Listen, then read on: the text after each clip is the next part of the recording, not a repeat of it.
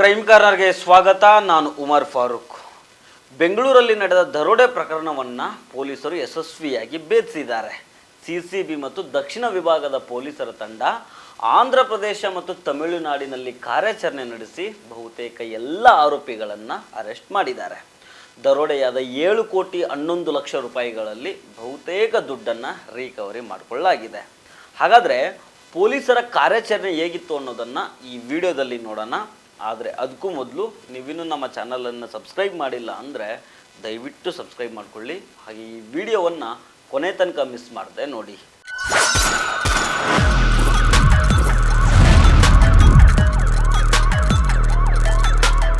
ಬೆಂಗಳೂರಿನ ಒಂದು ಪ್ರೈಮ್ ಪ್ಲೇಸ್ನಲ್ಲಿ ಹಗಲೇ ನಡೆದ ದರೋಡೆ ಪ್ರಕರಣ ರಾಷ್ಟ್ರ ಮಟ್ಟದಲ್ಲಿ ಸದ್ದು ಮಾಡಿತ್ತು. ಸಾಕಷ್ಟು ಚರ್ಚೆಗೂ ಕಾರಣ ಆಗಿತ್ತು, ಹಲವು ಅನುಮಾನಗಳನ್ನು ಹುಟ್ಟಾಕಿತ್ತು.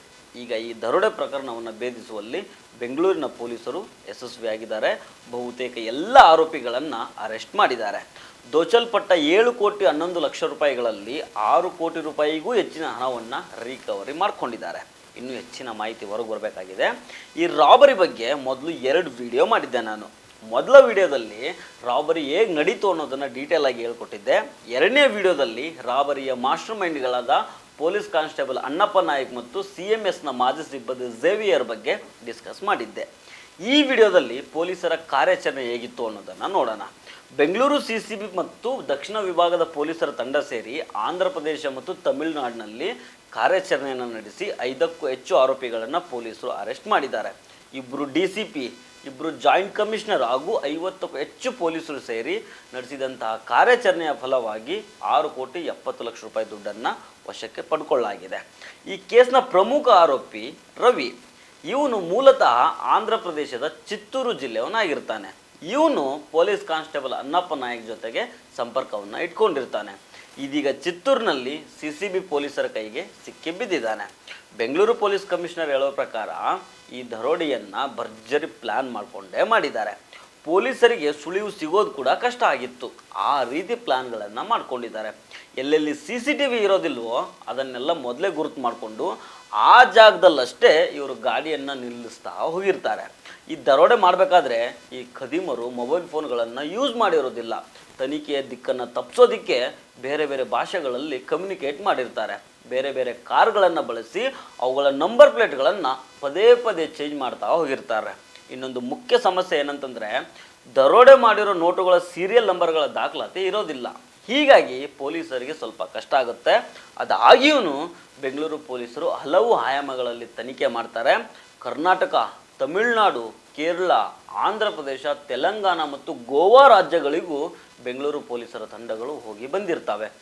ಈ ಕೇಸ್ನಲ್ಲಿ 30ಕ್ಕೂ ಹೆಚ್ಚು ಮಂದಿಯನ್ನು ವಿಚಾರಣೆ ಮಾಡಲಾಗಿದೆ. ಈ ಕೇಸ್ನಲ್ಲಿ ಪ್ರಮುಖ ಆರೋಪಿಯಾಗಿರೋ ಝೇವಿಯರು ಇವನು CMSನ ಮಾಜಿ ಸಿಬ್ಬಂದಿ ಆಗಿರ್ತಾನೆ. ಇವನು ಚಿತ್ತೂರಿನ ಅರಣ್ಯ ಪ್ರದೇಶದ ಮೂಲಕ ತಮಿಳುನಾಡಿಗೆ ಹೋಗ್ತಾ ಇದ್ದಂತೆ. ಆಗ ಚಿತ್ತೂರಿನ ಅರಣ್ಯ ಪ್ರದೇಶದಲ್ಲಿ ಚೇಸ್ ನಡೆಸಿದ ಪೊಲೀಸರು ಝೇವಿಯರ್ನನ್ನು ತಮಿಳುನಾಡಿನಲ್ಲಿ ಅರೆಸ್ಟ್ ಮಾಡಿದ್ದಾರೆ. ಈ ಪರ್ಟಿಕ್ಯುಲರ್ CMS ಗಾಡಿ ಏನು ಆಪರೇಟ್ ಆಗ್ತಿತ್ತು ಡೈಲಿ ಬೇಸಿಸ್ ಅಲ್ಲಿ, ಅದರದ್ದು ಅವರು ವೆಹಿಕಲ್ ಇನ್ಚಾರ್ಜ್ ಪ್ಲಸ್ ಇನ್ನೊಬ್ಬ ಎಕ್ಸ್ ಎಂಪ್ಲಾಯಿ, CMS ಸಂಸ್ಥೆಯದು ಎಕ್ಸ್ ಎಂಪ್ಲಾಯಿ, ಇನ್ನೊಬ್ಬ ನಮ್ಮ ಪೊಲೀಸ್ ಇಲಾಖೆಯಲ್ಲಿ ಸೇರೋದು ಒಬ್ಬ ಕಾನ್ಸ್ಟೇಬಲ್, ಗೋವಿಂದಪುರ ಪೊಲೀಸ್ ಸ್ಟೇಷನ್ ಅಲ್ಲಿ ಅವರು ಕಾರ್ಯನಿರ್ತಿದ್ದಾರೆ. ಈ 3 ಜನಗೆ ನಾವು ಅರೆಸ್ಟ್ ಮಾಡಿದೀವಿ. ಇವ್ರು ಎಲ್ಲ 3 ಜನದ್ದು ಇವತ್ತ ಲೀಗಲ್ ಫಾರ್ಮಾಲಿಟೀಸ್ ಮಾಡಿ ಅವ್ರಿಗೆ ಪೊಲೀಸ್ ಕಸ್ಟಡಿಯಲ್ಲಿ ತಗೊಳ್ತಾರೆ ನಮ್ಮ ಟೀಮ್ ಅವರು. ಇಲ್ಲಿ ವಿಶೇಷವಾಗಿ ಗಮನಕ್ಕೆ ಬಂದ್ರೆ 3 ಜನ ಏನೋ ಅಕ್ಯೂಸ್ಡ್ ಇದ್ದಾರೆ. ಅವರು ತುಂಬಾ ಒಳ್ಳೆ ರೀತಿಯ ಚಾಣಕ್ಯದಿಂದ ಯಾವುದು ಕ್ಲೂಸ್ ಇಲ್ಲ ಅಂದ್ರೆ ಅವ್ರು ತಮ್ಮ ಕೆಲಸ ಮಾಡ್ತಾ ಇದ್ರು. ಆದ್ರೂ ನಮ್ಮ ಅವರು CCTV ಆಧಾರದ ಮೇಲೆ, ಟೆಕ್ನಿಕಲ್ ಆಧಾರದ ಮೇಲೆ, ಲೋಕಲ್ ಇಂಟೆಲಿಜೆನ್ಸ್ ಆಧಾರದ ಮೇಲೆ ಮತ್ತೆ ಬೇರೆ ಬೇರೆ ಮೂವ್ಮೆಂಟ್ಸ್ ಆಧಾರದ ಮೇಲೆ ಡೇ 1 ಇಂದ ಕೆಲವು ಕ್ಲೂಸ್ ನಮಗೆ ಸಿಕ್ಕಿದ್ದು. ಹಾಗಾದ್ಮೇಲೆ ನಾವು ವರ್ಕೌಟ್ ಮಾಡಿ ಇದು ಒಂದು ಪ್ರಕರಣ ಡಿಟೆಕ್ಟ್ ಮಾಡಿದ್ದೀವಿ. ಒಟ್ಟಿನಲ್ಲಿ ಬೆಂಗಳೂರಿಗೆ ರಾಷ್ಟ್ರ ಮಟ್ಟದಲ್ಲಿ ಕಪ್ಪು ಚುಕ್ಕೆ ಮೂಡಿಸಿದ್ದ ಪ್ರಕರಣವನ್ನು ಪೊಲೀಸರು ಭೇದಿಸುವಲ್ಲಿ ಯಶಸ್ವಿಯಾಗಿದ್ದಾರೆ. ಕೇವಲ 54 ಗಂಟೆಗಳ ಅವಧಿಯಲ್ಲಿ ಈ ಪ್ರಕರಣಕ್ಕೆ ಇತಿಶ್ರೀ ಆಡಿ ಬಹುತೇಕ ಆರೋಪಿಗಳನ್ನು ಅರೆಸ್ಟ್ ಮಾಡಿದ್ದಾರೆ. ಸೊ ಫ್ರೆಂಡ್ಸ್, ಇವತ್ತಿನ ಕ್ರೈಮ್ ಕಾರ್ನರ್ ಮತ್ತೆ ಭೇಟಿ ಆಗ್ತಿರೋಣ. ನಮಸ್ಕಾರ.